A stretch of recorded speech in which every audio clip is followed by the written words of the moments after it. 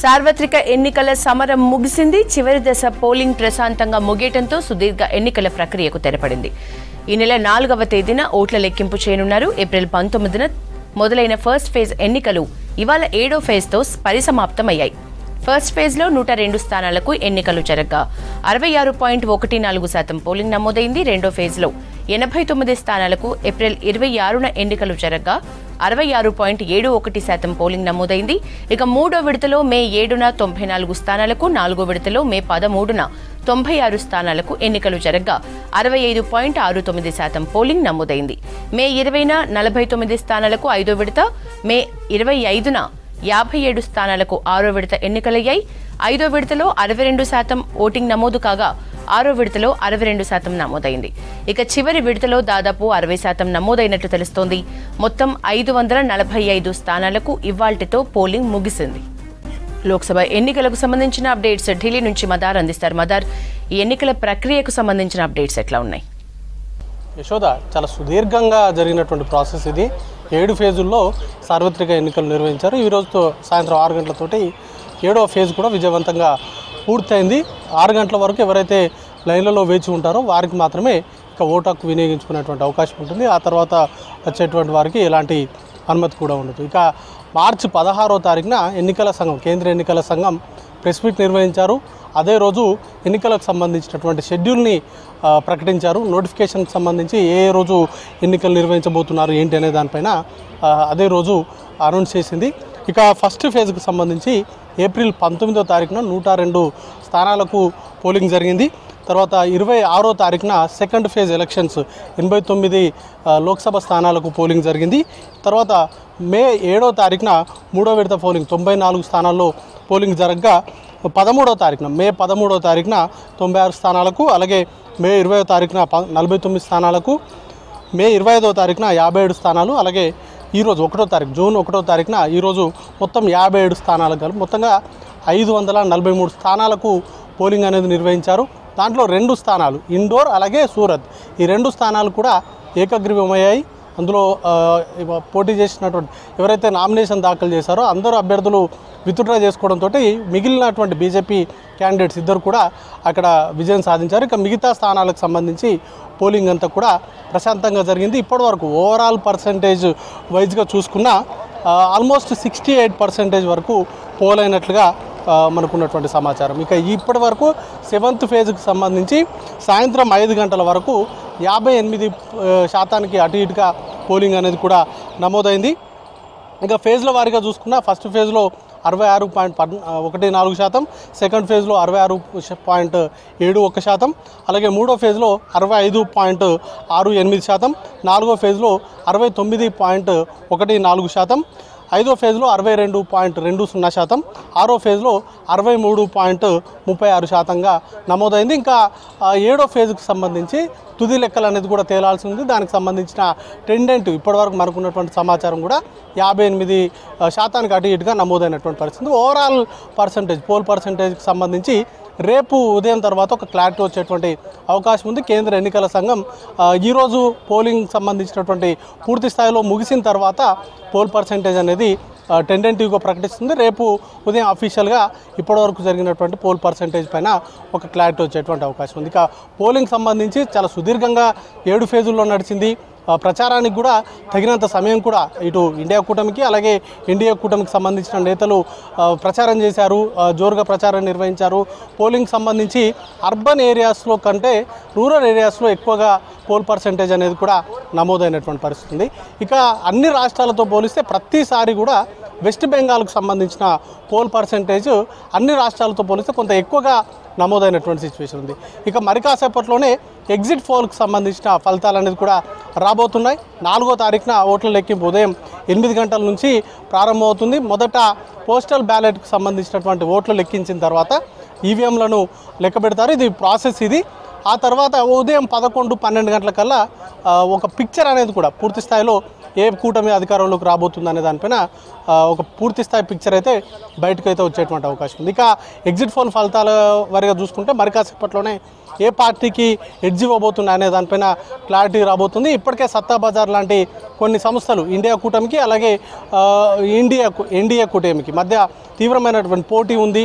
చాలా వరకు సీట్లకు సంబంధించి ఈసారి గణనీయంగా ఇండియా కూటమికి సంబంధించిన సీట్లు పెరిగేటువంటి అవకాశం ఉంది అనేటువంటి ప్రెడిక్షన్స్ కూడా చేస్తున్నారు.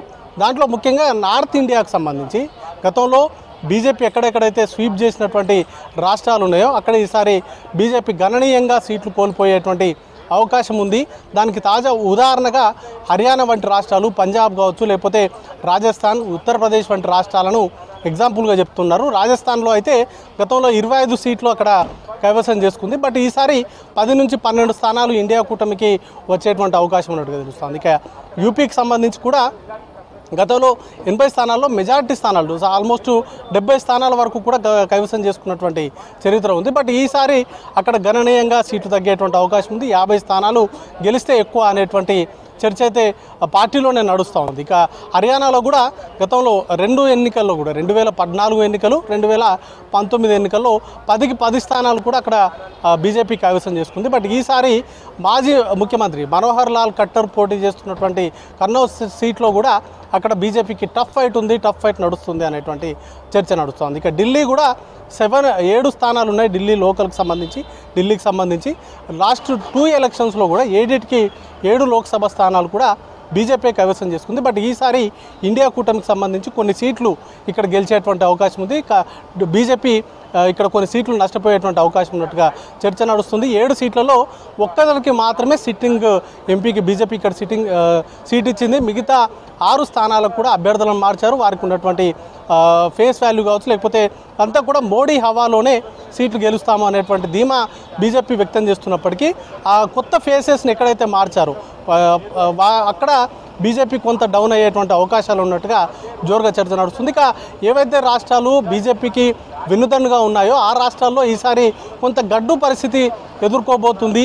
దానికి ప్రధాన కారణం ఇటు రైతు వ్యతిరేక నల్ల చట్టాలకు సంబంధించి జరిగినటువంటి రైతులు చేసినటువంటి పోరాటాలు ఉన్నటువంటి రాష్ట్రాలు ఎక్కడైతే ఉన్నాయో పంజాబ్, హర్యానా, యూపీ ఈ రాష్ట్రాలకు సంబంధించి దాని ఇంపాక్ట్ ఎక్కువగా పడేటువంటి అవకాశం ఉంది.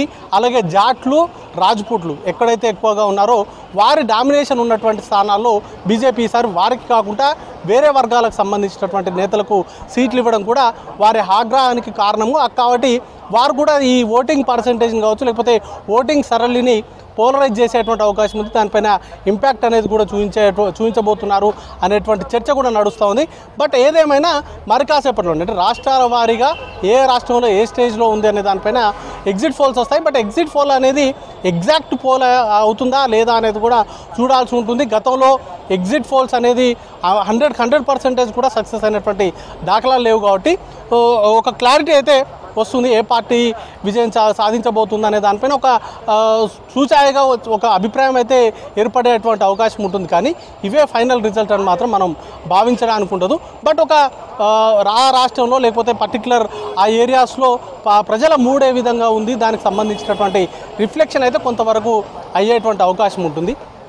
వాటితో పాటు సౌత్కు సంబంధించి ఈసారి బీజేపీ చాలా హోప్స్ పెట్టుకుంది. సౌత్ సంబంధించి ముఖ్యంగా తెలంగాణ, కర్ణాటక వంటి రాష్ట్రాల్లో ఈసారి మేజర్ సీట్లు గెలుస్తామనేటువంటి ఆశాభావం ఉంది.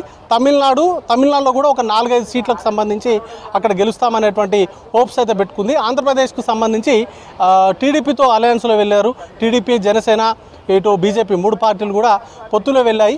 దాంట్లో మేజర్ సీట్లు ఈసారి టీడీపీ గెలుచుకోబోతుందంటూ కూడా కొన్ని సర్వేలు చెప్తున్నాయి. కాబట్టి అక్కడ కూడా కొన్ని సీట్లు ఎక్స్పెక్ట్ చేస్తుంది. ఇక మిగతా రాష్ట్రాల్లో కేరళ కావచ్చు, లేకపోతే మధ్యప్రదేశ్, ఇటు అక్కడ ఉన్నటువంటి సౌత్కు సంబంధించి ఇతర రాష్ట్రాలకు సంబంధించి వాటి ఎగ్జిస్టెన్స్ అనేది కూడా చాలా తక్కువగా ఉంది. తమిళనాడులో కూడా బీజేపీకి సంబంధించిన ఎగ్జిస్టెన్స్ చాలా తక్కువ. ఈసారి కర్ణాటకలో ప్రభావం చాలా తక్కువగా ఉండబోతుంది బీజేపీకి సంబంధించి. మేజర్గా కాంగ్రెస్ పార్టీ అక్కడ మెజారిటీ సీట్లు 15 నుంచి 16 సీట్లు గెలిచేటువంటి అవకాశం ఉన్నట్లుగా ప్రెడిక్షన్స్ వస్తున్నాయి. ప్రజ్వల్ రేవన్న ఇష్యూ తర్వాత జరిగినటువంటి పోలింగ్ జరిగినటువంటి విడతల్లో బీజేపీకి అది చాలా మైనస్ చేకూర్చింది. ప్రజ్వల్ రేవన్న ఇష్యూ అనేది కూడా చాలా ఇంపాక్ట్ చూపించబోతుంది అనేది జోరుగా నడుస్తోంది. అక్కడ లాస్ట్ టైం కర్ణాటకలో మేజర్ సీట్లు అనేది కూడా కైవసం చేసుకుంది. ఆల్మోస్ట్ 25 సీట్లు అక్కడ గెలిచింది. బట్ ఈసారి 10 నుంచి 12 స్థానాల వరకే బీజేపీ పరిమితమయ్యేటువంటి అవకాశం ఉంది. ప్రజ్వల్ రేవన్న ఇష్యూ కావచ్చు, లేకపోతే సౌత్కు సంబంధించి కొంత ప్రాబల్యం తగ్గుతూ వస్తుంది. కర్ణాటకకు సంబంధించి అక్కడ అధికారంలో ఉన్నటువంటి బీజేపీ కాంగ్రెస్ చేతిలో ఓడిపోయిన తర్వాత కాంగ్రెస్ ప్రాబల్యం అనేది పెరిగింది. దాని ఇన్ఫ్లుయెన్స్ అనేది కూడా తగ్గుతూ వచ్చింది అనేది అక్కడ జోరుగా నడుస్తున్నటువంటి చర్చ. ఇక తెలంగాణ విషయానికి వస్తే కాంగ్రెస్ వర్సెస్ బీజేపీఏ అన్నట్టుగా ప్రచారం జరిగింది. పోలింగ్ కూడా ఆ విధంగానే పోలింగ్ సరళి కూడా అట్నే నడిచినట్టుగా చెప్తా ఉన్నారు. ఇప్పటివరకు కొంత ఎవరైతే సర్వేలు చేశారో ఎగ్జిట్ సర్వేలు నిర్వహించినటువంటి వారు ఇస్తున్నటువంటి సర్వే ఫలితాలు కూడా రెండింటికి చెరి సమానంగా సీట్లు వచ్చేటువంటి అవకాశం ఉంది. 6 నుంచి 9 మధ్యలో 2 పార్టీలు పంచుకోబోతున్నాయి. ఎంఐఎం పార్టీకి ఒక సీటు రాబోతుంది. మిగతా బీఆర్ఎస్కు సంబంధించి 0కే పరిమితమయ్యేటువంటి అవకాశం ఉన్నట్టుగా తెలంగాణకు సంబంధించిన ప్రెడిక్షన్స్ వస్తున్నాయి. ఇక కేరళకు సంబంధించి అక్కడ కాంగ్రెస్ పార్టీ అలాగే సిపిఎం రెండు ఇండియా కూటమిలో ఉన్నప్పటికీ అక్కడ వేరువేరుగా పోటీ చేశాయి. రెండింటి కూడా ఓవరాల్గా సీట్లు పంచుకునేటువంటి అవకాశం ఉంటుంది. అక్కడ బీజేపీకి సంబంధించిన ఎగ్జిస్టెన్సీ తక్కువే అనేది ప్రధానంగా చర్చ నడుస్తోంది. ఒడిశా కూడా బీజేడీకి సంబంధించిన పార్టీ ప్రాబల్యమే ఎక్కువ. అక్కడ నవీన్ పట్నాయక్ తిరిగి మరోసారి ముఖ్యమంత్రి అవుతారనేది చర్చ నడుస్తోంది. ఎంపీ సీట్లలో కూడా గణనీయంగా బీజేడీకి సంబంధించిన అభ్యర్థులు గెలిచేటువంటి అవకాశం ఉన్నట్టు ప్రచారం జరుగుతుంది. ముఖ్యంగా సౌత్లో ఈ సిచ్యువేషన్ ఉంటే నార్త్కు సంబంధించి కూడా మధ్యప్రదేశ్ కావచ్చు, లేకపోతే మహారాష్ట్ర వంటి రాష్ట్రాల్లో బీజేపీ గణనీయంగా సీట్లు తగ్గేటువంటి అవకాశం ఉంది. మధ్యప్రదేశ్లో కొంత బీజేపీకి ఎడ్జ్ ఉండేటువంటి అవకాశం ఉన్న మహారాష్ట్రలో మాత్రం శివసేన, ఇటు కాంగ్రెస్ పార్టీ, ఎన్సీపీ 3 కూడా ఇండియా కూటమి భాగంలో పొత్తులో పోటీ చేశాయి. అక్కడ ఈ ఇండియా కూటమికి సంబంధించిన అభ్యర్థులే ఎక్కువగా గెలిచేటువంటి అవకాశం ఉన్నట్టుగా జోరుగా చర్చ నడుస్తుంది. బీహార్కు సంబంధించి కూడా లాస్ట్ వరకు నితీష్ కుమార్ ఇండియా కూటమిలో ఉన్నారు. ఎన్నికల ముందు బీజేపీతో కలిసి ఎన్డీఏ ప్రభుత్వం అక్కడ ఏర్పాటు చేసింది. బట్ తేజస్వి యాదవ్ అక్కడ చాలా స్ట్రాంగ్ హోల్డ్ ఉంది. గత అసెంబ్లీ ఎన్నికల సందర్భంలోనే అక్కడ చాలా వరకు స్థానాలను కైవసం చేసుకోవడంలో యాదవ్కు సంబంధించినటువంటి కమ్యూనిటీ అంతా కూడా ఆయనకు బాగా హెల్ప్ అయింది. దానిలో భాగంగానే ఈసారి కూడా ఆ పార్టీ ఆర్జేడీకి సంబంధించినటువంటి ఇండియా కూటమి ఎక్కువగా సీట్లు గెలిచేటువంటి అవకాశం ఉందనేది జోరుగా నడుస్తుంది. ఓవరాల్గా చూసుకుంటే ఇప్పటికే ఇండియా కూటమికి సంబంధించిన ముఖ్య నేతలు చాలా ధీమాగా ఉన్నారు. కొద్దిసేపటి క్రితమే మల్లికార్జున ఖర్గే నివాసంలో సమావేశమయ్యారు. ఆ సమావేశం తర్వాత చాలా కాన్ఫిడెంట్గా కనపడ్డారు. 295 సీట్ల వరకు ఇండియా కూటమికి సంబంధించిన అభ్యర్థులు గెలవబోతున్నారు. ఖచ్చితంగా బలమైనటువంటి సుస్థిరమైనటువంటి ప్రభుత్వాన్ని ఏర్పాటు చేయబోతున్నామంటూ కూడా ఇండియా కూటమికి సంబంధించిన నేతలు ఆశాభావాన్ని వ్యక్తం చేశారు. ఇక ఎన్డీఏ కూటమి కేవలం 235 సీట్లలోపు పరిమితం కాబోతా ఉంది. బీజేపీ సొంతంగా 220 సీట్లు గెలుచుకోబోతుందంటూ కూడా ఇటు ఇండియా కూటమికి సంబంధించిన నేతలు జోస్యం చెప్పారు. ఇక ఓవరాల్ లాస్ట్ 2 రిజల్ట్స్ కనుక చూసుకున్నట్లయితే 2014లో బీజేపీకి సంబంధించి ఓవరాల్గా 282 సీట్లు గెలుచుకుంది. సొంతంగానే బీజేపీ అక్కడ అధికారాన్ని ఫామ్ చేసింది. సెకండ్ టైం కూడా అబ్సల్యూట్ మెజార్టీ తోటి బీజేపీ గవర్నమెంట్ ఫామ్ చేసింది. ఈసారి ఆ పరిస్థితులు ఉండకపోవచ్చు అనేది చర్చ నడుస్తూ ఉంది. యశోద.